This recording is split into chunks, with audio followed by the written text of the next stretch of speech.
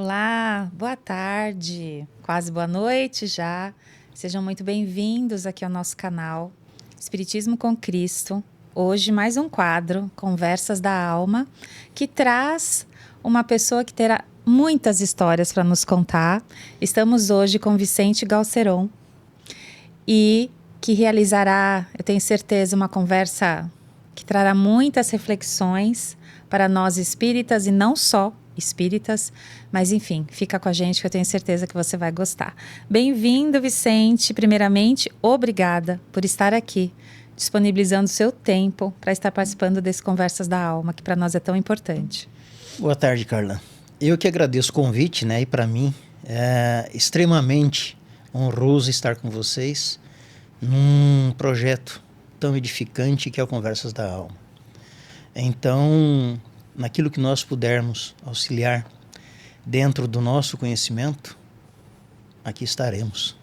E a ideia é justamente essa, é nós termos uma conversa de alma para alma, né? Que essa conversa seja fluida, enfim. E nós pedimos sempre, nós convidamos o convidado para iniciar com uma oração, para que a gente possa realizar essa conversa com bastante fluidez.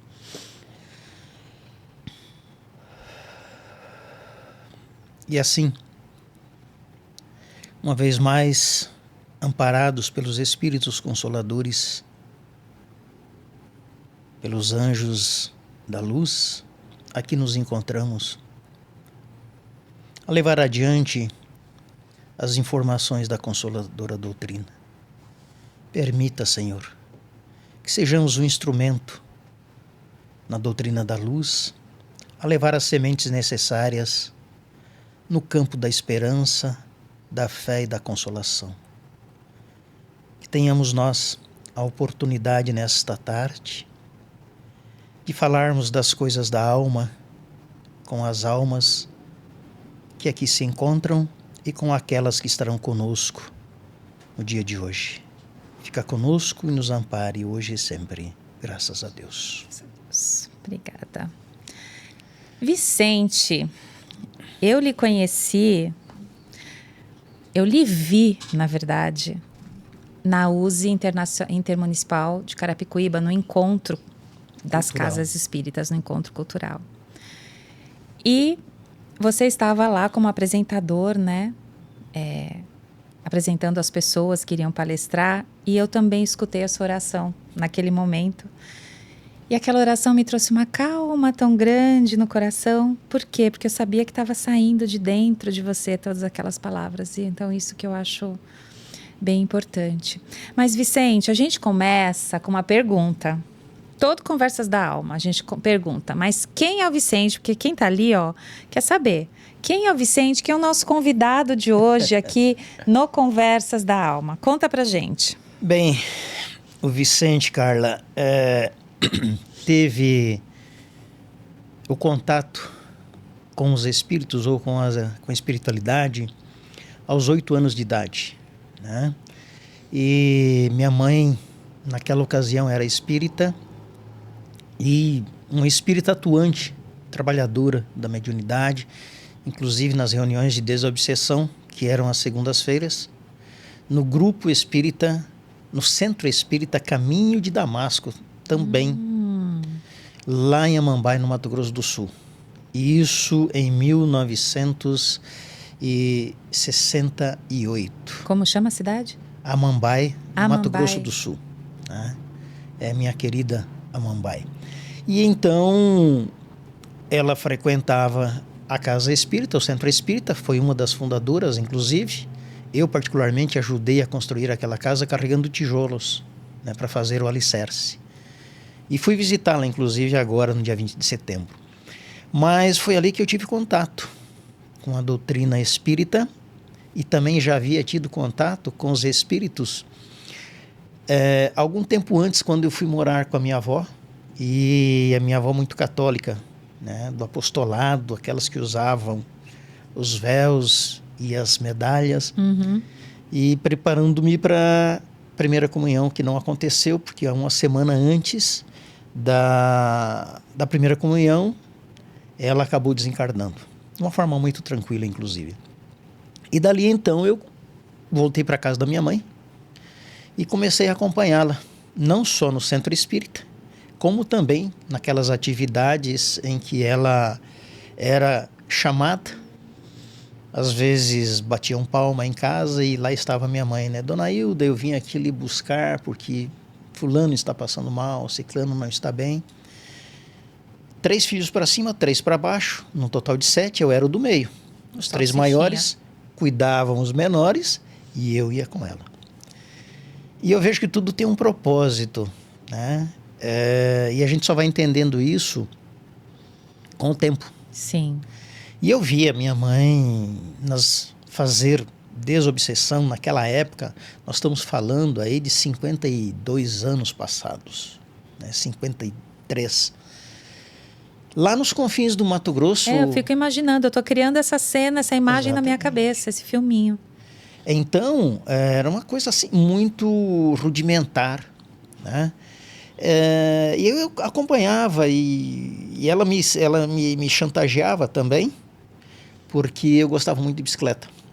E se eu não fosse no sábado à noite com ela no centro espírita, eu não podia andar de bicicleta no domingo. Certo. E eu ia, contrariado, mas ia. Hoje eu entendo. E nas reuniões de segunda-feira, que eram as reuniões de desobsessão, o centro espírita tinha uma mesa como essa, de madeira, e se fazia, naquela ocasião, desobsessão com plateia. Sim. E eu, logicamente, eu chegava, deitava nos bancos que eram de madeira também, deitava lá atrás, dormia, e acordava com o tapa que os espíritos davam. Na mesa, eu pulava lá atrás.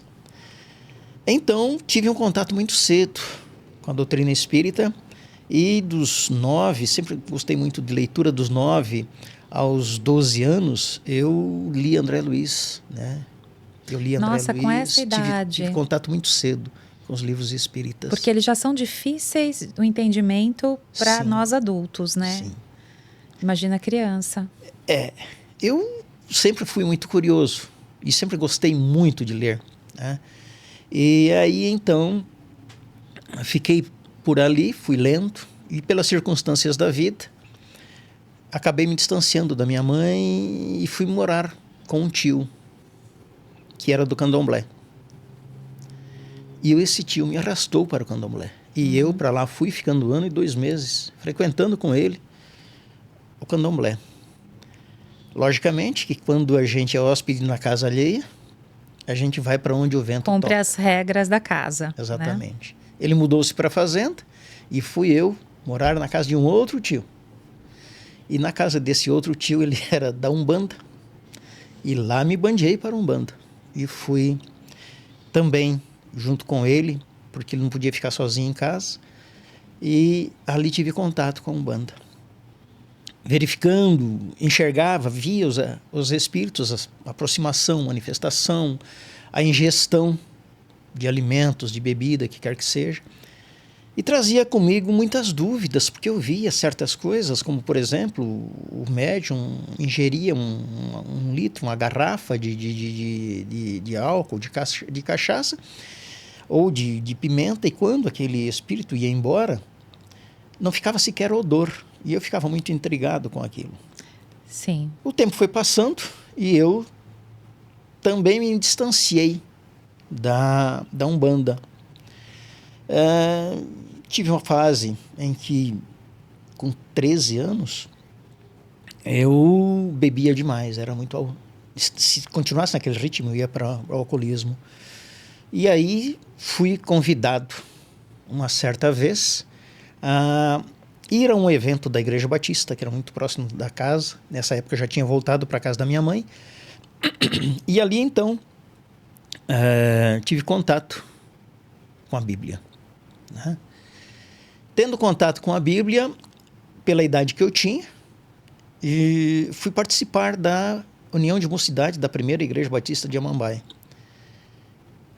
E ali conheci a Bíblia do Gênesis ao Apocalipse.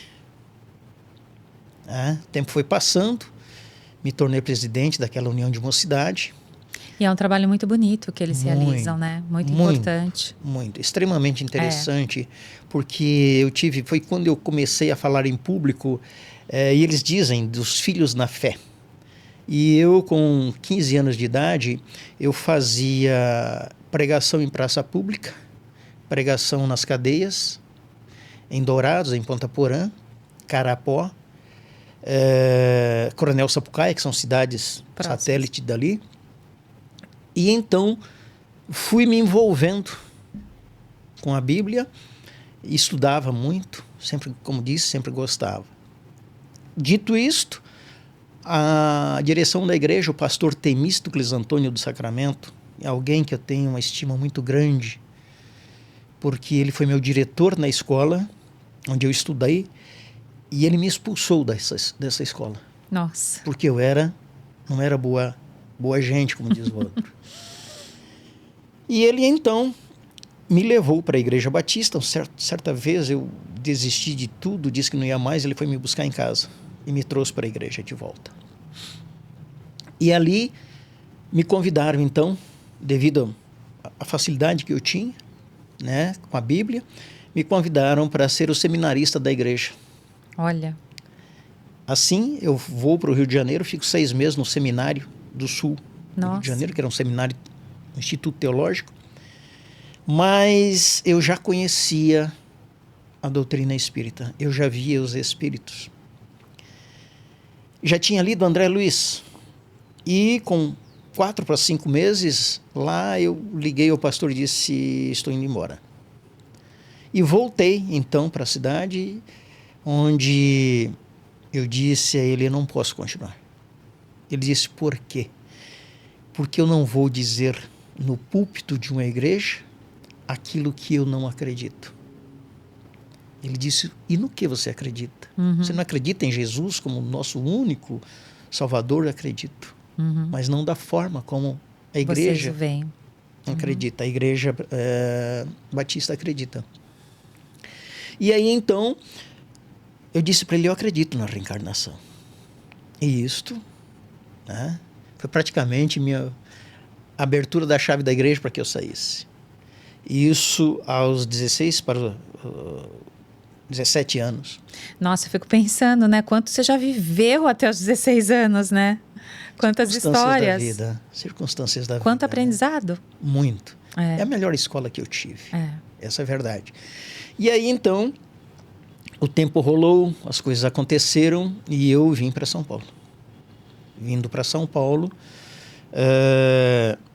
procurei novamente a Igreja Batista, mas chegando na Igreja Batista da Praça Princesa Isabel, no centro de São Paulo, eu era mais um somente. Eu entrei, saí, ninguém falou comigo e eu me decepcionei. Eu digo: não volto mais. E aí, então, eu tinha, na época, 18 para 19, fiquei vagando por aí, né? Mas você tinha familiares aqui? Não. Você tinha. Sim, naquela ocasião tinha duas irmãs, morava com uma delas, inclusive, mas não tinha compromisso praticamente com nada. Jovem, né? Naquela ocasião, a cidade grande era uma... Porque eu vim para São Paulo para ficar 15 dias. Eu ia para Bolívia, estudar e trabalhar. Já estava tudo ajeitado lá. Mas quando cheguei em São Paulo, minha mãe ligou e disse: segura o Vicente aí para minha irmã, né? Não deixa ele ir embora. E assim foi, ela me arrumou um emprego. Na época era fácil para quem quisesse, como hoje também é. E ali as coisas foram rodando, eu arrumei uma namorada e acabei ficando. Tive um casamento, 3 anos, não deu certo, me separei, não tenho filhos no primeiro casamento. E no segundo casamento, que é a minha esposa, temos 2 filhos, nos casamos. O primeiro casamento foi na igreja católica. O segundo casamento foi na igreja presbiteriana. Então, ela era presbiteriana? Não, mas ela tinha uma admiração pela igreja presbiteriana. Tinha uma colega dela, que fazia parte da igreja, ela pediu permissão. Eu fui conversar com o pastor, porque uma vez que eu era divorciado, né, e para lá fui. Então, nos casamos na igreja presbiteriana. E eu digo a você que já tinha passado pela experiência do casamento na igreja católica, assim como já tinha passado pela experiência, e eu digo que eu fui batizado em casa, que era um costume da época, quando eu nasci. Eu fiquei muito doente, então tinha que batizar às pressas para não morrer pagão. Quando eu sarei, me batizaram na Igreja Católica. Então, eu já era batizado em casa, na Igreja Católica, e me batizei também na Igreja Batista. Então, 3 batismos. E 2 casamentos, um na Igreja Católica e outro na Igreja Presbiteriana. Mas eu digo que foi na Igreja Presbiteriana onde eu ouvi, no sermão do Padre Saulo, que não me esqueço, do pastor Saulo, e ele falou sobre lar, lugar de amor e renúncia. Né? As 3 letras. As 3 letras. Né? E ele me falou também do dar-se, que eu uso muito nas minhas palestras hoje, né? Que o casamento, ele é o dar-se, é D de Deus, A de amor, R de renúncia, S de segurança e sinceridade e E de entrega. Olha só. Né? E eu trouxe isso para a minha vida. E foi a minha mulher, em um momento muito difícil das nossas vidas, que chegando para vir morar em Itapevi, ela, através do jornal, ela descobriu o Grupo Espírita Maria de Magdala. E ela sempre foi simpatizante da doutrina, até que um belo dia ela chegou e falou assim, vamos no Centro Espírita aqui em Itapevi? Eu disse, não quero. Mas, vamos, não quero. E ela então pegou meus filhos, já tínhamos os 2, e se mandou para a casa espírita a pé. Foi com eles. A pé, num sábado à tarde. Foi com eles. Na semana seguinte, novamente o convite, não. No 3º sábado, falei, te dou uma carona. Levei, marcamos horário para que que eu fosse pegá-la de volta, e chegando em frente à casa espírita, eu falei assim, eu poderia entrar para tomar um passe. Vou dar uma entradinha. E foi como ontem, Carla. Eu me lembro disso. E aí, então, entrei, fui lá, tomei o passe, ela já conhecia algumas pessoas, essas pessoas me receberam maravilhosamente bem naquela ocasião. E aí, então, sentei no canto da casa, fiquei quieto. Ao final da palestra, ao final da reunião pública, vem um senhor, seu Benê, e diz assim, muito feliz em vê-lo aqui. Seja bem-vindo. O senhor não gostaria de fazer a palestra para nós sábado que vem? Nossa. E eu disse, como assim? Falei, seu Benê... Eu tô chegando. Eu falei, mas como? Ele falou, o senhor sabe que o senhor pode? Eu disse, não, de forma nenhuma. Ele falou, não, o senhor pode. Eu não tinha, Carla, um livro espírita em casa. Eu só tinha minha Bíblia, que eu trouxe da época, lá do Mato Grosso do Sul. E aí, então, eu falei, mas vou falar sobre o quê? Ele falou assim, no que o seu coração quiser. E aí eu saí, eu fiquei uma semana sem dormir. Imagino, porque hoje a gente ainda tem até recursos de internet que a gente possa usar, né? Mas naquela época era só livro físico. Isso papel. Foi há 27 anos passados. E aí mas tem um versículo que eu sempre cito, inclusive, aliás, são 2, João 14:1, que é, não se turbe o vosso coração, credes em Deus, credes também em mim, e João 3,16, que é, porque Deus amou ao mundo de tal maneira que deu seu Filho unigênito para todo aquele que nele crê não pereça, mas que tenha vida eterna. E então peguei João 3,16. E daí, estou aqui hoje. Né? Estive presidente daquela casa por 5 vezes. Estive no departamento federativo da Federação Espírita do Estado de São Paulo. Estive responsável pela organização na logística do evento Kardec 200 anos, que foi em 2004 no Anhembi, né? E que eu sempre, como a minha boca grande, e se o tempo nos permitir eu vou contar a história. Sim, eu gostaria que você contasse depois também. Então, as coisas foram caminhando e logo depois veio a Rádio Boa Nova, no programa Momento Espírita, de uma forma assim tão natural, e que também dentro do Maria de Magdala, eu comecei a estudar, comecei a fazer os cursos básicos da doutrina, e tinha feito todos eles, inclusive o CDM, né, que é o curso de educação mediúnica. Uhum. Um belo dia, me convidaram, minha família, minha mulher me acompanhando. Um belo dia, o grupo mediúnico estudou, eu também estudei. Na hora de formar o grupo mediúnico, eu não quis ficar de fora. Mas a Madalena Oliveira, que é aqui da Intermunicipal de Cotia, um belo dia ela me chama e me convida para ir para o grupo, para ser o cobaia de um atendimento. Ou seja, fazer o que nós chamamos de banquinho. E eu fui para lá. E naquele dia eu tive um encontro muito marcante. Pelo que você é a primeira pessoa. Eu nunca falei isso para ninguém. Olha! Vou dizer aqui. Foi no dia em que eu me encontrei com aquele que veio conversar com a minha alma, né? Que é o meu bom gênio. Um amigo que me acompanha. Ele me disse: e aí? Vai fazer o que da vida? Ok, passei por aquela experiência e ela me disse: volte na próxima quarta-feira. E eu disse: volto. E voltei. E na próxima quarta-feira, quando um espírito se manifesta, era uma reunião de atendimento, de socorro, ela disse assim para mim: vai lá e atende ele, esclarece. Como assim? Da mesma forma, na surpresa da palestra, como assim? Vai lá. E eu fui. E na terceira reunião, em que ela me convida para voltar e eu volto, ela reúne o grupo e diz assim: o Vicente é o responsável pelo grupo mediúnico a partir de hoje.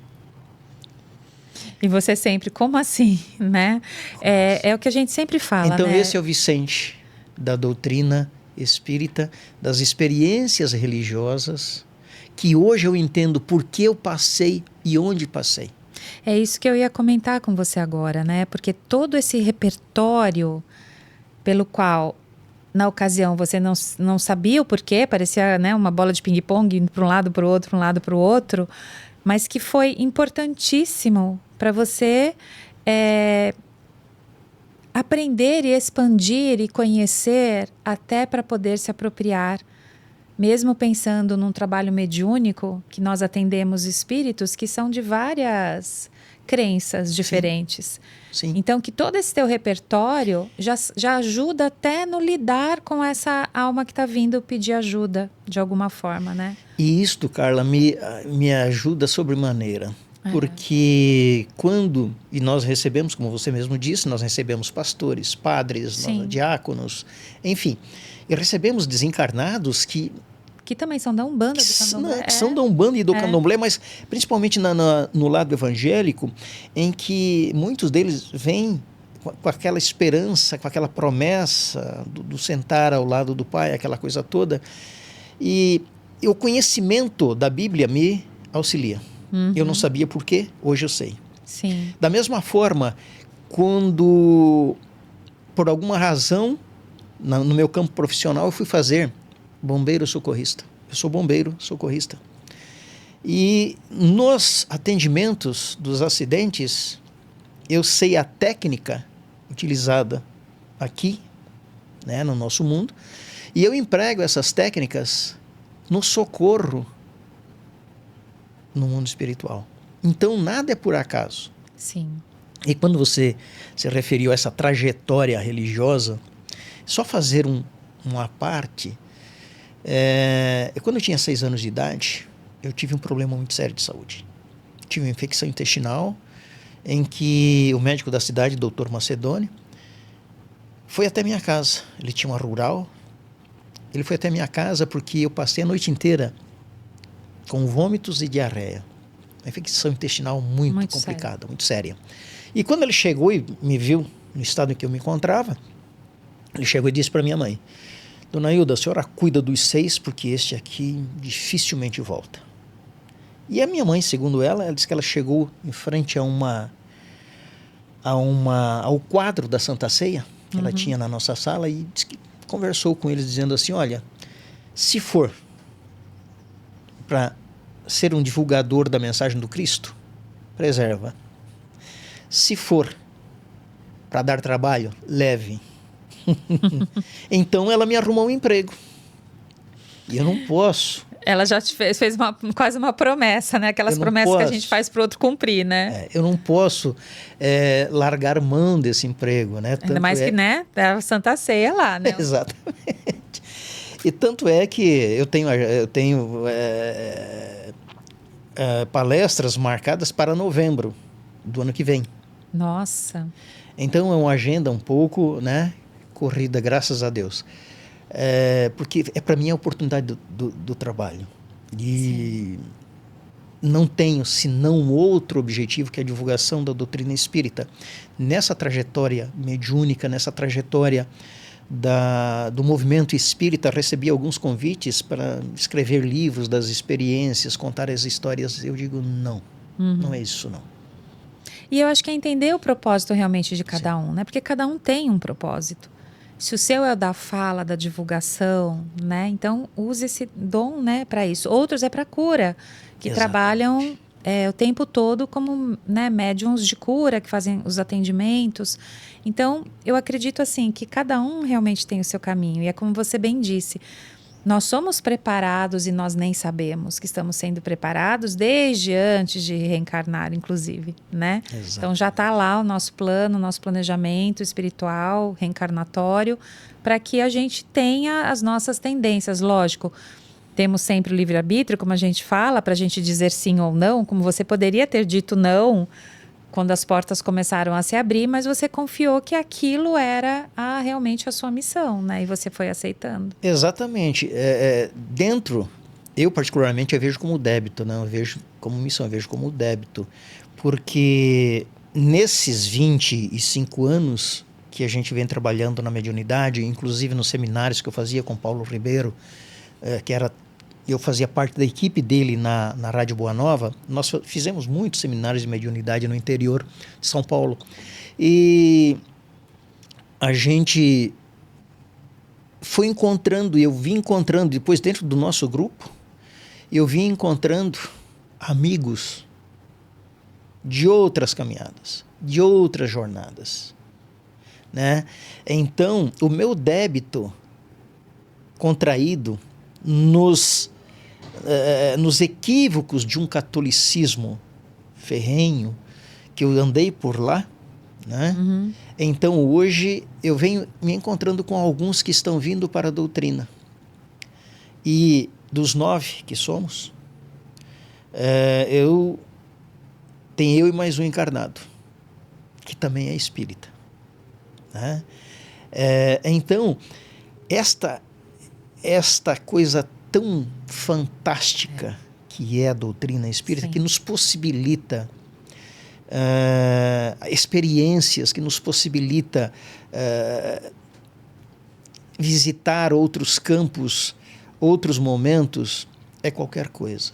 E dentro de toda a minha família, do lado da minha mãe, da família materna, não há nenhum espírita.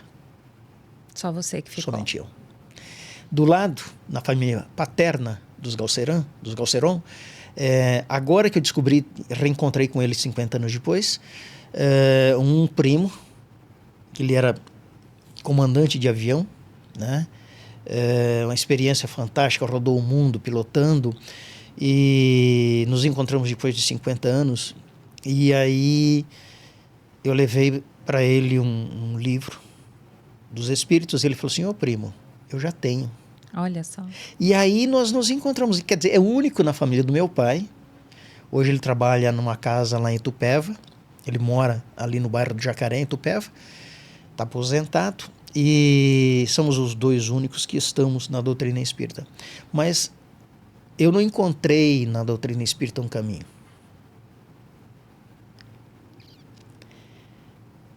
Encontrei um jeito diferente de caminhar, né? Então, eu acho que a espiritualidade, ela tem sido assim muito generosa comigo. Eu tive aos 34 um infarto. Aos 42, 2 dengues. Aos 42, uma dengue. Aos 44, uma dengue hemorrágica. Aos 57, um AVC isquêmico. Nossa. E 2 Covid, porque eu tive 57, exatamente, 58. Eu tive um AVC isquêmico no auge do Covid. Nossa. E fui para os hospitais, não conseguia espaço de internação e, uma vez internado, contraí o vírus, tanto eu quanto minha esposa e meu filho, e depois peguei um segundo. Então, eu estou aqui pela generosidade dos benfeitores. Eu não posso reclamar. Ou porque você ainda não finalizou o seu trabalho, né? Exatamente. Aquela promessinha lá para Santa Ceia, né? Acho que ainda tinha mais... Eu acho que ela está se esticando. Enquanto alguém fala assim, Vicente, você pode fazer uma palestra para a gente em 2026? Eu digo, anota aí, porque espiritualidade, se generosa, vai me dar um prazo até lá. Sim, até lá para você. E Vicente, nossa, quanta coisa, né? Eu sei que ensina muitas histórias, mas... tem um assunto que eu gostaria que você trouxesse aqui para a nossa conversa. Na verdade, 3 coisas. Para a gente conversar sobre visão espírita, como que é esse atendimento, o que você foi percebendo pela sua experiência ao longo da sua jornada aí nas casas espíritas. Falar o que é um espírita cristão ou um cristão espírita, porque isso me deu um nó na cabeça. Eu fiquei pensando o que era. E a gente também conversar sobre os seus trabalhos atuais, enfim, que a gente também você contasse um pouquinho sobre isso, e se der tempo dos 200 anos do Allan Kardec. Você escolhe por onde você quer começar. Então, vamos pelos 200 anos de Kardec. Tá bom. Né? Eu estava... Eu tinha ido umas 2 ou 3 vezes na Federação Espírita e havia recebido um convite do nosso irmão Carlos Eduardo, que era diretor da área federativa, para ir fazer uma visita à FESP. E fui até lá, uma época muito difícil, estavam num processo de transição muito difícil. E Carlos Eduardo, então, fui lá, conheci, ele me convidou para trabalhar. E eu fiquei de dar uma resposta para ele. E fiquei protelando. Quando foi numa quinta-feira, meu telefone toca, depois da reunião pública, e era o Carlos Eduardo, falou assim, você tem condições de vir à FESP amanhã? Sexta-feira? E eu disse, vamos. Não podia dizer não para o Carlos Eduardo, uma pessoa, né, que tinha um trabalho fantástico na doutrina. E fui até lá. Chegando lá, me deparei com o Carlos Eduardo, me deparei com me foge o nome, com a Olinda, que era da área federativa, Júlia Nezu, que era da USE, o Avildo, que era o presidente da FESP, na ocasião, e o Atílio, que era o presidente da USE, de São Paulo. E eu era o único índio, que só tinha caciques ali. Eu era o único índio naquela reunião, naquele grupo.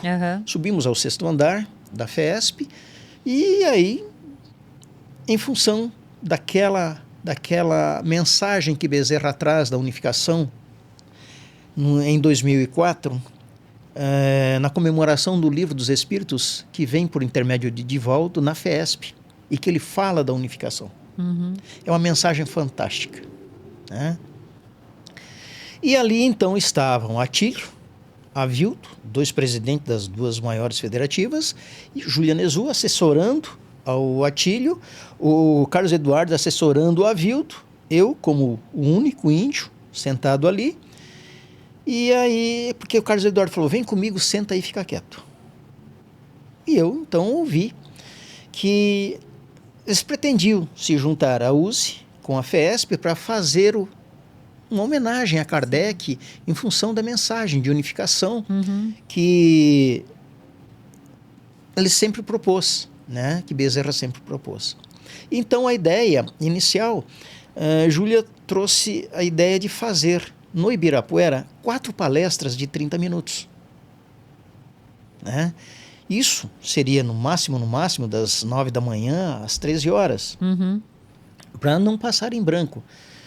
Mas eu tenho a língua muito grande, a boca muito grande. E fiquei ouvindo e aquilo foi me dando um calor, alguma coisa nesse sentido. Né? E aí todos falaram, todos ponderaram e eu levantei, né? Humildemente o meu dedo, eu disse assim, mas 4 palestras de meia hora não será pouco para falarmos de Kardec e os 200 anos? E eles se olharam, a tia perguntou, quem é você? Aí o Carlos Eduardo me apresentou, o Vicente do Maria de Magdala de Itapevi. E ele falou assim, eu acho que você tem razão. Eu disse, poderíamos fazer alguma coisa. Aí Júlia falou, e o que você sugere? Eu disse, olha, poderíamos pensar em alguma coisa que marcasse um pouco mais a doutrina espírita. Né? E nós estamos aqui somente na USE e na FESP. E aí, naquele dia, decidiu-se que convidariam sinagoga, que convidariam aliança, que convidariam todas as entidades representativas do Estado a se envolverem nisto. Marcamos uma próxima reunião na sede da USE e para lá eu fui. Só que no interregno desse tempo, Carlos Eduardo foi assassinado. Nossa. Ele voltava de uma palestra aqui em Osasco, foi assassinado, desencarna. E aí fui eu e Olinda para a reunião. Olinda não tinha muita estrutura, a FESP passando por um turbilhão, a Vildo havia sido afastado da direção da FESP, e eu, chegando lá, bom, já tinha mais pessoas. As outras entidades haviam sido convidadas. E aí, então,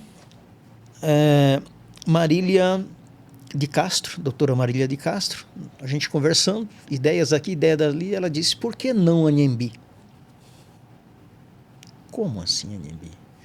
E aí, então, isto foi tomando, Carla, um vulto, foi tomando um corpo fenomenal.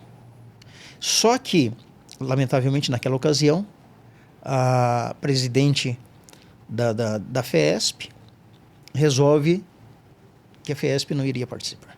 Nossa. E já tinha comunicado isso a mim, a Olinda, mas nós tínhamos uma outra reunião de retorno na USE, e eu cheguei e expliquei a situação. Falei, está acontecendo assim, assim, assim. O Avildo já não participou, porque já havia sido afastado. E aí o Atílio olhou para mim e disse assim, o senhor, de onde que é? Eu sou do Maria de Magdala de Itapevi, então o senhor representa o Maria de Magdala de Itapevi. E nós vamos em frente. Neste dia instituiu-se 4 comissões. Comissão de Finanças, Divulgação, Programação e Logística. E aí sobrou para mim a logística. Como sempre, eu disse, olha, na logística nós temos que fazer isso, assim, assim, assim, engloba... Vicente, por que você não cuida da logística? Que ano que foi isso? 2004. 2004. Exatamente, foi em maio, junho de 2004, para nós fazermos em outubro. E tudo ainda era muito, realmente, abrindo caminhos, né? Abrindo caminhos. Porque hoje, que nem para você fazer uma divulgação de um evento, de qualquer coisa, é tudo muito rápido, muito fácil, né? Naquela época, a divulgação era as facilidades que nós encontramos hoje é muito maior. Sim. Então, naquela ocasião, e aí nós fomos organizando. E foi tomando vulto. Enfim, quando estava estruturado o encontro, Kardec 200 anos, aí a presidente, que me foge a memória agora, na época,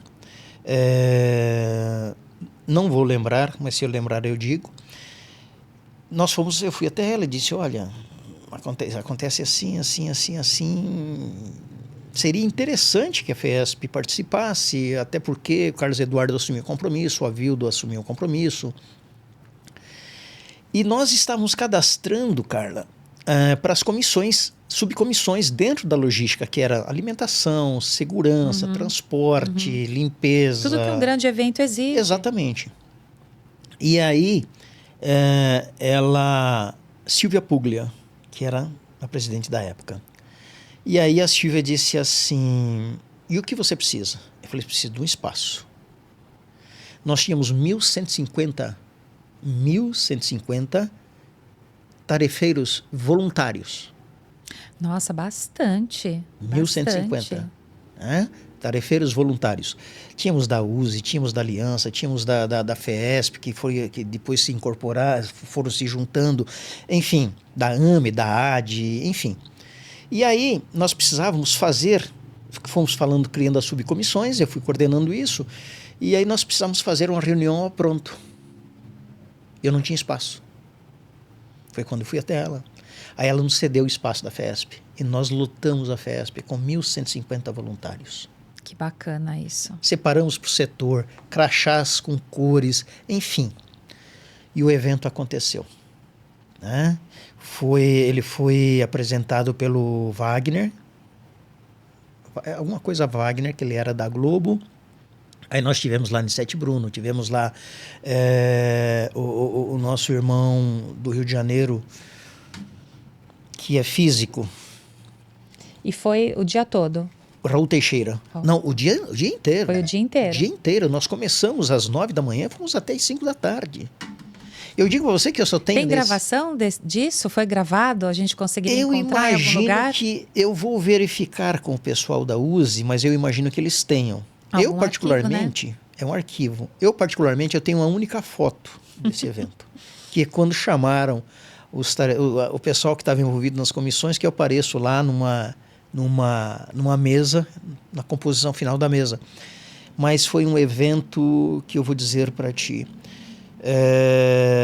foi uma experiência fantástica, maravilhosa. Porque nesse evento, a Aliança queria ficar só aqui, outro queria ficar só lá, queriam, né, criar os seus bairros, os seus feudos. Eu disse não.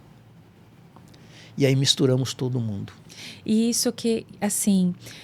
A gente nem imagina. Então, quem foi lá assistir nem imagina os bastidores. Né? A gente nunca imagina os bastidores de nada. E o quanto de aprendizado foi para todas essas pessoas. Então, todos esses tarefeiros, você como organizador geral, mesmo os que eram dirigentes dos núcleos, o quanto nós tivemos, falo nós no sentido, né, vocês, tiveram que exercer a paciência, a tolerância, o respeito. O quanto foi um exercício pessoal mesmo para que esse evento acontecesse, né? Então, ele foi muito mais do que o evento. Numa das reuniões em que iniciava-se uma discussão acalorada, eu me levantei e perguntei, o livro dos Espíritos da FESP é diferente do livro dos Espíritos da USE? O Evangelho segundo o Espiritismo da AME é diferente do Evangelho segundo o Espiritismo da Sinagoga? E aí os ânimos se acalmaram. Porque eu penso... Porque é isso, né? É isso, Vicente. Paulo só escreveu todas as cartas a Tessalônica, a Filipo, a Timóteo, em função das dissensões que houveram. Sim. E todas as igrejas derivam desses núcleos que foram fundados por Paulo. Das igrejas que Paulo fundou. Sim. Então, nós tivemos ali uma grande experiência no convívio, porque havia gente da Aliança trabalhando com o pessoal da sinagoga juntos, irmanados. Então, olha, eu preciso que mande para a sinagoga todos os crachás e todas as camisetas. Não, serão pegas, todo mundo vai pegar no mesmo dia, no mesmo local, nós vamos nos estruturarmos para entregar. E assim foi. Não houve nenhuma premiação ou predileção por esta ou aquela entidade. Então, esse foi o Kardec 200 anos. E assim, e quando a gente pensa que a própria doutrina nos traz, né, que o Livro dos Espíritos nos traz, que um dia haverá só uma religião. Exato. E a religião no sentido de religar todas as pessoas a Deus, né? Nesse sentido. Não que vai ter, todo mundo vai ser católico ou protestante, porque isso é invenção humana, de nós humanos, né? Então, os humanos criaram as religiões, mas que o verdadeiro sentido de tudo é a gente se religar de verdade à divindade. Qual era a religião do Cristo? O amor. O amor. O amor. Ele não criou uma religião. Ele vinha de um ambiente do judaísmo. Sim. Mas ele circulava por todos também, né? Por todos os, né? E os povos. Tem na literatura uma passagem de João Batista com Zacarias, o seu pai, quando Zacarias quer que João Batista, né? João Batista vá para o templo. Uhum. Não, você tem que ir para o templo, você tem que ser um sacerdote. Ele disse, meu pai, eu não quero viver do templo, eu quero viver para o templo. Uhum. Então a gente não pode viver da doutrina, nós temos que viver para a doutrina. Então agora que você já deu essa deixa, explica pra gente, já que a gente tem que viver para a doutrina, qual é a diferença de ser um espírita cristão ou um cristão espírita aqui, segundo a sua visão, né? Exatamente. Segundo o seu pensamento. Segundo o meu conceito. O seu pensamento. Nós temos percebido, para ser espírita é muito fácil. Basta acreditar na reencarnação. Sim. A partir do momento que você acredita na reencarnação, você é espírita, porque somente os espíritas, né, acreditam na reencarnação e o hinduísmo também. Porém, quando eu falo que existe uma diferença entre cristão espírita e espírita cristão, as pessoas, como assim? Como você mesmo disse. Como assim? Um cristão espírita é muito fácil, nós encontramos todos os dias em todas as casas espíritas. Uhum. Irmãos bem-intencionados, organizadores de casas, organizadores de programas, organizadores de tarefas, de cursos, isso nós encontramos. Encontramos dentro deste quadro irmãos equivocados que acham-se dono da doutrina, dono do centro espírita, que fazem aquilo que eu digo, o espiritismo à moda da casa, de acordo com as suas convenções, né? Ou daquilo que ele entende como. Uhum. Então, este é o espírita cristão, que ele está buscando, de alguma forma, e muitos, lamentavelmente, muitos, colocam Kardec acima de Jesus. Eu tive uma experiência em que alguém me disse assim, você está falando muito de Jesus e está esquecendo Kardec. Né? Então E o convite tem que ser ao contrário. O convite é ao contrário. Kardec era um instrumento. Exatamente. Então, nós encontramos esse quadro em que estamos muito preocupados em cursos. Tá? E eu acho que é válido? Certamente que é válido. Sim. Cada região, cada casa tem a sua característica. Uhum. Uma casa ela é mais formadora de tarefeiros, outra casa está mais voltado à assistência social. Uhum. E quando eu digo assistência social, tem casas que, lamentavelmente, estão confundindo assistencialismo com assistência social, o que é diferente. Tá? Então, este é o espírita cristão. Ele vai para a casa espírita, ele dá o passe, ele faz o atendimento fraterno, né? Então, esse é fácil encontrar. Agora, o cristão espírita é um pouco mais diferente. O cristão espírita é aquele que vai na Cracolândia. O cristão espírita é aquele que não dá férias para o centro espírita, porque a dor não tira férias. Sim. Nós temos casas espíritas que fecham nas férias finais de ano. Como é que é o que às vezes fica, e às vezes é onde as pessoas se sentem mais sozinhas nesses momentos de festas, né? Isto não é fanatismo. Isto é consciência das necessidades na dor. Mesmo porque a gente sabe que os mentores do mundo espiritual não param. Não de segunda a segunda. Não param. O tempo todo. Não param. Então, o cristão espírita, ele vai primeiro nos ensinamentos do Cristo. O que Jesus disse. Ide ao mundo e pregai o evangelho a toda e qualquer criatura. E esse ide é você ir até o indivíduo. Praticar a doutrina espírita dentro das quatro paredes é muito fácil. O difícil é sair de dentro delas. Porque a religião é aquilo que nós fazemos quando saímos do templo. As nossas ações. Então, Carla, é essa a minha definição de espírita cristão e cristão espírita. O cristão espírita, ele se preocupa não só agora contigo, não só em dar assista hoje, mas em fazer com que a sua vida tenha a possibilidade de você encontrar uma forma de ganhar o seu sustento. Então ele vai trabalhar para isso. Tá? Para melhorar de alguma forma e ajudar de fato aquela pessoa. Né? Exatamente. O desenvolvimento intelectual, o desenvolvimento moral. Erasto disse que reconhece o verdadeiro espírita pelos esforços que fazem dominar as suas más tendências. Quais são as más tendências que nós temos? Egoísmo, personalismo, ausência de perdão, né? Querermos julgamento. Hoje tem muito julgamento. As pessoas ficam julgando as outras. Exatamente. Né?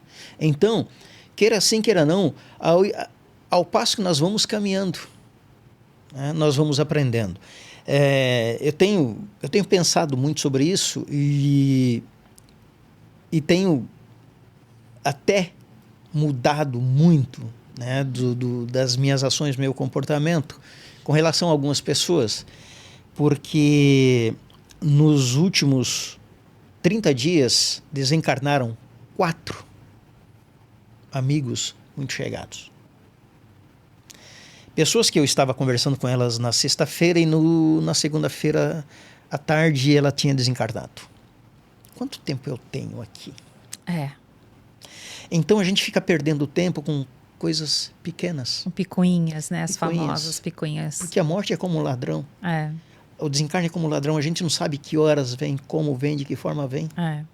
Pode ser que meu copo ele fique aqui em cima da mesa. Aquele horário que você marcou no dentista amanhã, talvez não vá fechar. Tá? Então, quando nós somos cristãos espíritas, eu vou seguir os preceitos de Cristo. Ide e pregai. Vós podeis expulsar demônios e curar leprosos. Por que estamos, então, tão preocupados? É lógico que é necessária a organização, a disciplina na casa espírita. E nós estamos, muitas vezes, muito mais preocupados com a forma do que com o conteúdo. O cristão espírita se importa com o conteúdo. O espírita cristão se importa com a forma. É a melhor definição. Tá? E eu vejo assim, é a minha opinião. E você, assim, pensando em tudo isso que você traz, né, Vicente? E aí vem a criação do Visão Espírita. Do Visão Espírita, é isso que eu também eu vou fazer a ligação. Mas essa questão do conteúdo, né, que é muito ligada realmente à essência, ao que é o simples, ao simples, à simplicidade. Jesus trazia muito isso, né? Entrava na casa das pessoas, então ele ia até as pessoas também, e tudo de uma forma muito simples, porque eu acho que a base de tudo, como você bem disse, que é o amor, ele é simples. Nós que complicamos, né? Nós que não entendemos nada da mensagem. Já se passaram 2000 anos e nós estamos aqui ainda, patinando nas mesmas questões, né? Então, do id, desse movimento do ir, e não precisa ser só, né, os necessitados na Cracolândia, mas às vezes até um parente próximo nosso, um amigo, uma pessoa conhecida. E nós estamos nos afastando cada vez mais de todos. Isso eu estou falando enquanto ser humano, não estou falando necessariamente de doutrina, de ser humano. E quando nós falamos do ID, Carla, um dos propósitos da criação do Grupo Espírita Caminho de Damasco foi fundado há 2 anos. Ele existe hoje somente, como fala, digital não... Virtual, né? Nós temos às terças-feiras, como hoje, às 20 horas, nós temos um grupo de WhatsApp que abrange o Brasil inteiro, tá? Em que fazemos o Evangelho no Lar ao vivo. Nós temos o grupo físico mediúnico do Caminho de Damasco, que trabalha às quintas-feiras em uma casa que nos acolheu ali em Itapevi mesmo. Este grupo não parou de trabalhar desde que saiu da outra casa. E temos aos sábados o Visão Espírita. Então, um dos princípios, dos propósitos do Caminho de Damasco é ir até as pessoas que têm dificuldade em vir a uma casa espírita. E nós somos convidados ao evangelho no lar, a fazer o evangelho no lar da pessoa. Então nós vamos até lá, fazemos o evangelho no lar. Há famílias, nós tivemos um caso de uma família que passou por uma experiência de suicídio na família e que tinha praticamente ao seu lado uma casa espírita. Caminho de Damasco, precisamos de vocês. E nós saímos de Itapevi, vamos a São Paulo, não tem nenhum problema. Vamos a São Paulo, uma outra situação também de uma outra família que a esposa desencarna prematuramente, deixando crianças. E o retorno, nós somos somente as ferramentas. Sim. Somente as ferramentas. O retorno do conforto que recebemos dessas pessoas consoladas, eu diria para ti que é impagável, né? E pensando nesse id, nesse esclarecimento, nesse acolhimento, porque o que acontece hoje nas casas espíritas? Muitas casas, e eu digo isso com propriedade porque frequento muitas delas, ao ponto de já ter chegado numa casa espírita, como palestrante, que as pessoas não me conheciam, o dirigente da noite não me conhecia, eu entro, sento, ninguém fala comigo, mas eu entro, sento e fico esperando. Eu sei qual é o horário, a pessoa preocupada com o horário, que o palestrante não chega, e quando eu vi a agonia das duas irmãzinhas, eu levantei e digo, se vocês estão preocupados com o palestrante, será que ele vem? Eu digo, sou eu, palestrante. Então, muitas vezes, as pessoas quando vêm à casa espírita, vêm com dores, vêm buscar respostas. Vêm buscar respostas. E principalmente esse consolo inicial. Exatamente. Né? Que é acolher, consolar, esclarecer e encaminhar. Pensando nisso e observando a grande evasão dos cursos normais das casas, dos cursos institucionais das casas, que é o Aprendiz do Evangelho, que é o ESD, enfim. Ele começa com um número público de população e termina com muito menos do que talvez 10 a 15% do número inicial. O que ocorre? Observando isso e também na necessidade, nas dores que as pessoas buscam as casas espíritas, e isso derivou de uma pergunta de alguém que chegou à nossa casa espírita e perguntou sobre o seu filho que havia suicidado, que ela gostaria muito de saber como ele estava, que ela foi numa outra casa espírita, a psicografia que veio não batia, enfim, e ela estava confusa, perdida e com sua dor. E aí então surgiu a ideia, certamente que sempre amparado, de fazermos o Visão Espírita. Então, o que é o Visão Espírita? O Visão Espírita, ele pega perguntas das pessoas, pegando a pergunta das pessoas, nós trazemos essa dúvida para a literatura espírita inicial do Pentateuco. Depois, na literatura séria dos autores predominantemente reconhecidos. E pegamos, então, e levamos a esta pessoa essa resposta, em forma de uma aula, pode-se dizer, em que ela também poderá se manifestar, fazer perguntas, contar interagir. A sua experiência, ela interage conosco. Que é uma forma de você esclarecer, você esclarece consolando. Consolando, né? Acolhendo, consolando, esclarecendo você, se ela se sentir acolhida, se ela se sentir à vontade, ela vai buscar os cursos regulares das casas. E você sabe, Vicente, que é tão curioso isso, eu que sou educadora, né? A gente fala que a educação só acontece pelo afeto. A educação só acontece via sentimento. Mesmo sendo totalmente, entre aspas, racional, do cérebro, mas ela só fixa, só acontece se houver o afeto.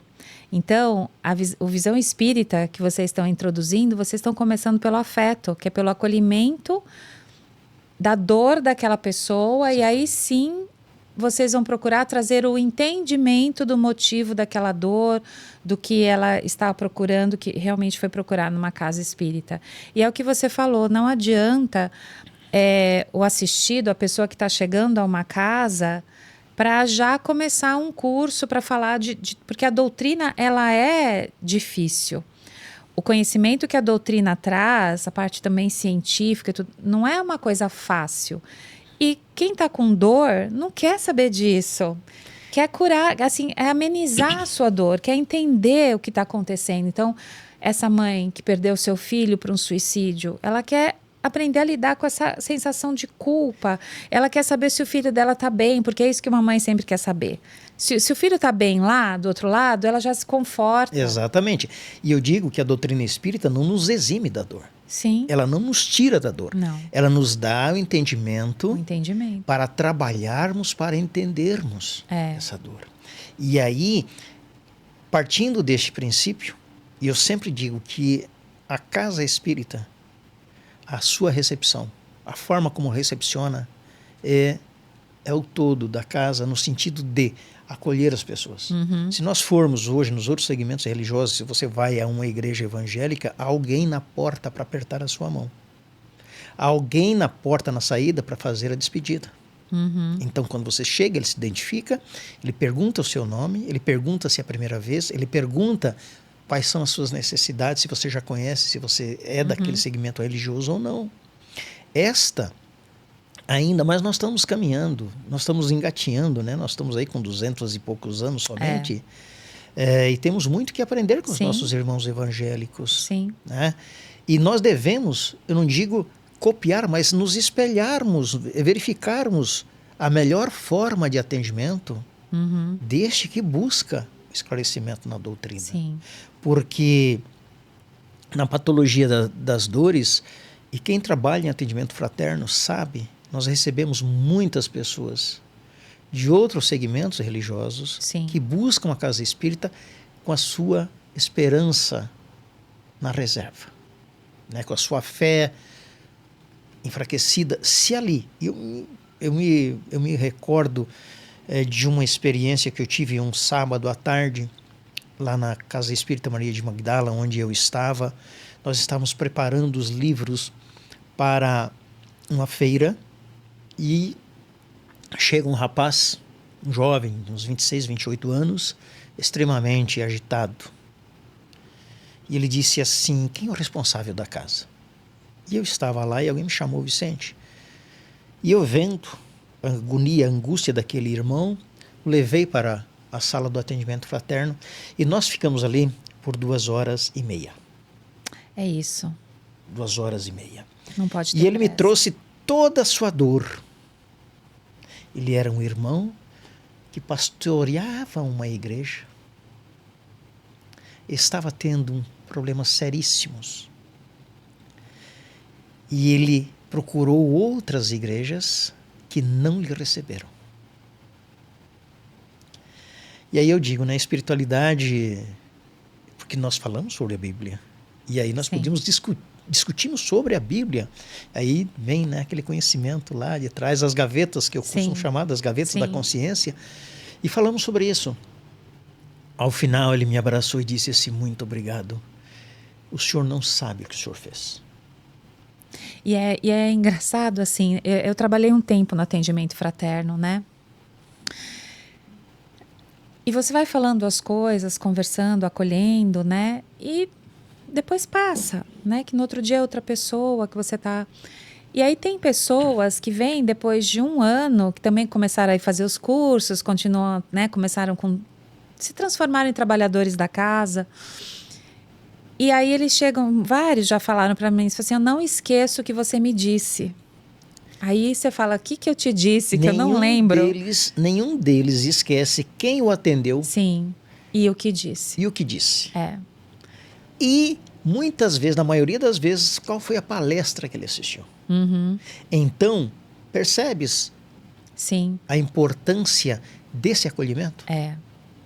De você criar um vínculo imediato. Exatamente. E eu acho que esse vínculo imediato, ele é principalmente fortalecido com o fato, assim, que você está dizendo para aquela pessoa: eu me importo com você, eu estou aqui para te ouvir.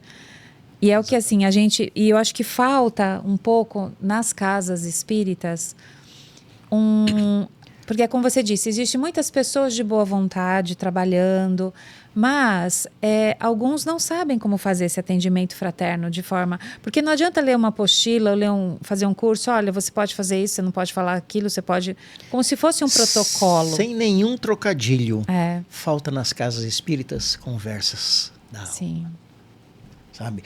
Quando nós entendermos que o irmão que está ali, ele veio pela dor, e 92%, segundo a pesquisa lá de 2008, 2009, não lembro, diz que 92% vem pela dor, 4% pelo amor, 4% pela curiosidade. Então,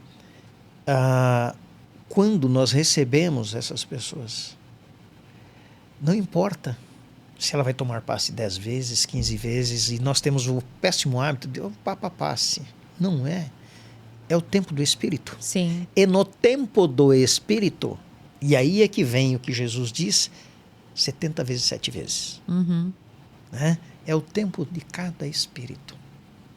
Então, se nós... E aí é que entra o cristão espírita. De você receber quem quer que se apresente ali. Se ele se apresenta embriagado, em desequilíbrio, se ele maltrapilho, com odor... Cheio de culpas, te trazendo... Cheio de culpas. Questões que ele fez. Exatamente. E aí nós não podemos falar só de Kardec. Porque quando, e isto eu aprendi nas reuniões mediúnicas de socorro, quando nós vamos tirar um espírito das ferragens, que ele está no seu psiquismo naquele momento ainda, não adianta você falar de Jesus para ele. Ele quer primeiro sair dali. Tirou da ferragem, não adianta eu dizer, olha, tenha fé, Jesus vai aliviar a sua dor. Ele não quer saber disso. Ele fala, me tira daqui. Então, a partir do momento que... Aí você tira, estabiliza, que é o que nós fazemos, né? Você só vai transportar um paciente quando ele estiver estabilizado. Você estabiliza, tira ele de lá, estabiliza. Graças a Deus. Agradeçamos a Jesus. Jesus que mandou vocês. Percebeu? Então... Nós somos somente as ferramentas. Um violino mal afinado na mão de um exímio músico vai sair uma música? Vai. Mas talvez não tenha a mesma qualidade de um instrumento afinado com um músico exímio. Então é dessa forma que nós devemos pensar. É dessa forma que devemos levar sempre a doutrina. E eu penso, é o meu pensamento, de que a partir do momento que nós nos conscientizarmos de que não existe marido, não existe filho, não existe pai, não existe mãe, existem irmãos caminhando em uma jornada de regeneração, de reajuste, de aprendizado, de ensinamentos. Sim. De ensinamentos. Então, quando criado Visão, foi pensando exatamente nisso, né? Pensando naquilo que Jesus disse. Ide e pregai. Vai consolar as dores. Vai consolar as dores. E é esse o Visão que você me perguntou. E eu acho que essa escuta sincera, né? Porque a gente percebe quando alguém está escutando a gente com sinceridade e quando alguém está, tipo, olhando no relógio, prestando atenção no que está acontecendo fora da sala. Então, eu acho que é principalmente um trabalho assim, de você realmente estar presente com aquela pessoa. Né? Então, você está presente. Aqui a gente só está nós conversando e é como você falou, de alma para alma, e eu vou te escutar. Seus problemas ficarão resolvidos? Não. Mas eles estarão aqui acolhidos. E eu acho que não é só no atendimento fraterno inicial. Quando essa pessoa volta à casa, que você fala, nossa, bom dia, que bom que você voltou, estou muito feliz que você está aqui conosco novamente. Nossa, hoje sua carinha está melhor. Então, quando você começa a trazer isso também para a pessoa, ela vai se sentindo mais confiante, falando assim, puxa, ela notou que eu voltei, que eu estou aqui de novo. Isso faz toda a diferença. Na sua dor faz toda a diferença. Sim. Eu sou alguém. Eu sou alguém. Alguém está se importando comigo. Alguém está se importando comigo. E eu costumo dizer que dentro daquilo que nós, espíritas, estamos fazendo, nós temos que ser um pouquinho mais fraternos internamente, mais tolerantes, né? Porque às vezes nós somos intolerantes. Às vezes nós, no farol, com medo do assalto, nós fechamos o vidro, né? Lá no trem, quando a gente se senta e senta um irmãozinho com um odor desagradável por não tomar banho alguns dias, nós nos levantamos. Nós ainda não temos essa caridade que o Cristo disse, né? Então, enquanto nós pensarmos que somos ferramentas na mão dos Espíritos e que, se nós observarmos o que o Cristo disse, vai mudar um pouco. Porque, como ferramentas, e teve uma passagem no atendimento mediúnico, foi um dos que mais me marcou nesses 20 e poucos anos. Apresenta-se em nossa reunião mediúnica um irmão na cegueira, cego. E num processo todo específico que se faz, um atendimento todo adequado e próprio para a ocasião, auxiliado, logicamente, pela espiritualidade, na manipulação dos fluidos, na regeneração do perispírito.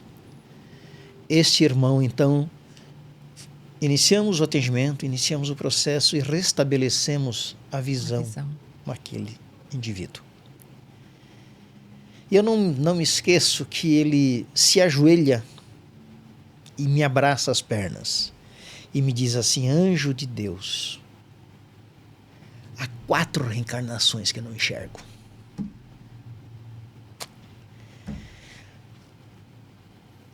E a gente está preocupado com vaidades. Que as casas têm que ter disciplina, eu não tenho nenhuma dúvida. Mas nós não podemos ter um atendimento fraterno como Lava Rápido. Cada caso é um caso. De 10 minutos. Cada caso é um caso. Sim. Que deve ser tratado à luz da caridade. Né? Então, devemos ter os tempos, sim, claro, mas que tenhamos o discernimento, sim, do que é rápido e daquele que merece um pouquinho mais, né? O que necessita, né, desse pouquinho mais de atenção e de cuidado. Eu tenho o hábito de pegar o telefone das pessoas, né? Não faço isso no atendimento fraterno, mas nos atendimentos que nós fazemos no nosso grupo mediúnico, de pegar o telefone das pessoas e acompanhar esse desenvolvimento. E acompanhar essa trajetória, né? Porque quando eles pedem o auxílio, nós somos a única luz que eles encontram na escuridão das dores deles. E nós não devemos nos orgulhar disso. Mas eu faço esse acompanhamento para saber, para que ele saiba, estou caminhando contigo. Eu estou aqui do seu lado, que você precisar, o canal está aberto, a porta está aberta. Né? Já de encontrar irmãos encarnados em um processo adiantado de frequência suicida, ou seja, querer suicidar-se, e fazer um trato com ele. E graças a Deus, né, a espiritualidade nos auxilia nisso. Sim. De encontrarmos ele mais adiante numa vida esplendorosa. Eu acho que essa é a mensagem, né? Aqui, assim, ó, estamos conversando, às vezes eu olho e falo, meu Deus, já passou tanto tempo. Mas eu acho, Vicente, que a grande mensagem é, primeiro, nós somos eternos aprendizes, você teve toda essa sua trajetória, cada um tem a sua trajetória e, como você falou, o seu caminho, tudo é perfeito do que você está vivendo para chegar onde você precisa chegar num determinado momento da sua vida. Então, eu acho que é um convite para as pessoas abraçarem esse passado, né? Acolherem esse passado que elas viveram e entender que tudo isso fez parte do processo de vida delas. Exatamente. E que um dia, como você falou, é uma gavetinha que vai estar lá aberta, um dia você fala, poxa, eu vivi isso aqui não sei aonde, isso vai me ser útil no dia de hoje, né? Eu costumo dizer, né, dentro daquilo que, principalmente no Visão, né, quando a gente fala de reencarnação, quando a gente fala de uma série de assuntos em que, na trajetória do espírito, e aí que eu falo do tempo do espírito, nós vamos aprendendo E eu costumo fazer uma analogia de um computador, que nós estamos na era da informática. Então, eu estou trabalhando, alguém me chama, eu, para não perder aquilo que eu estou fazendo, eu abro uma pasta, coloco lá e vou atender ao chamado. Quando eu tiver a necessidade de voltar àquilo, eu vou lá e abro aquele arquivo, utilizo aquela informação. Assim são as reencarnações. Tendo a reencarnação como um dia de trabalho em nossa vida. Esse dia de trabalho, você levanta-se pela manhã, voltou ao corpo físico. Enquanto você se prepara, é a sua infância. Está fazendo a chapinha, passando o rímel, aquela coisa toda, é a infância que estamos atendendo, que estamos passando. Você vai para o seu trabalho. Chegando ao seu trabalho, você tem uma tarefa específica, você tem uma série de planilhas para fazer. E aí, então, alguém te chama. Carla, você viu ontem a novela, você viu o filme, você viu o jogo. Carla, para o que está fazendo e vai atender a conversa. A planilha ficou atrasada. Chegando ao final da tarde, ou ao final da vida, ela olha para a planilha, não deu tempo de fazer, ela abre a gavetinha, joga a planilha dentro, joga os papéis lá dentro e volta para casa. Voltou à pátria do espírito, desencarnou. Aí, quando ela está voltando para casa, ela diz assim, puxa vida, eu não terminei. Não terminei. Ficou para trás.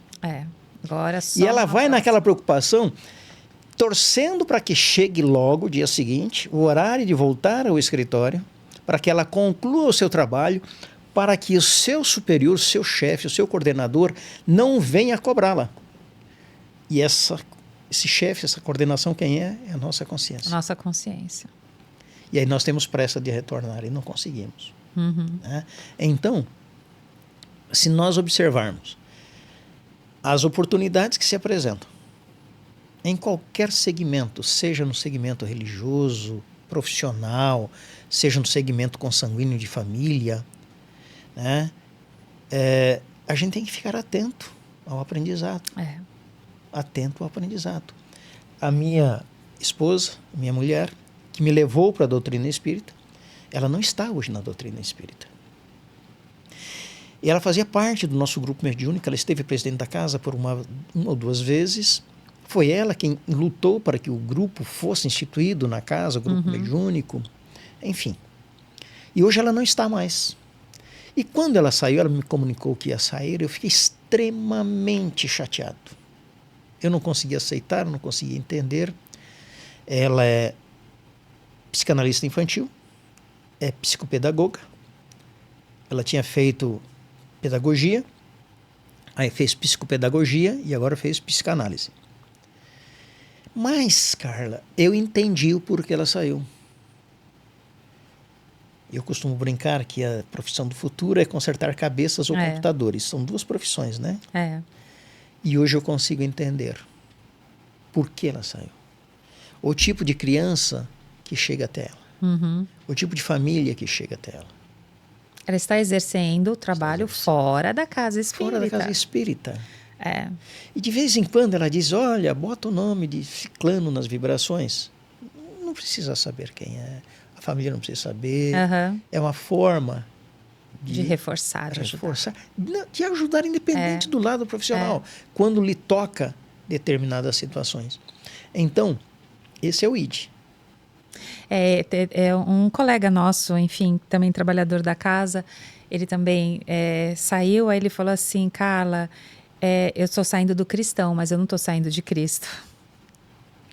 Então, exatamente. Eu acho que é isso. Eu acho que são os caminhos que vão levando as pessoas, né? Não necessariamente a gente tem que ficar no mesmo lugar a vida inteira. Alguns precisam, outros não. Esse é um cristão espírita, né? Que ele enxergou uma possibilidade de servir ao Cristo de outra forma. De outra forma. Sim. Não só na comunicação mediúnica, não só no passe, não só no atendimento fraterno, nas palestras, não. São paliativos. Sim. São paliativos.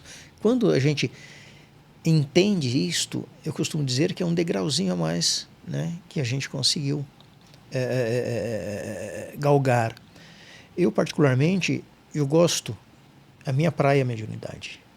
Eu me encontrei ali, né? E tanto é que eu sou muito chato. O nosso grupo mediúnico, nós tivemos uma fase que nós tínhamos as psicografias.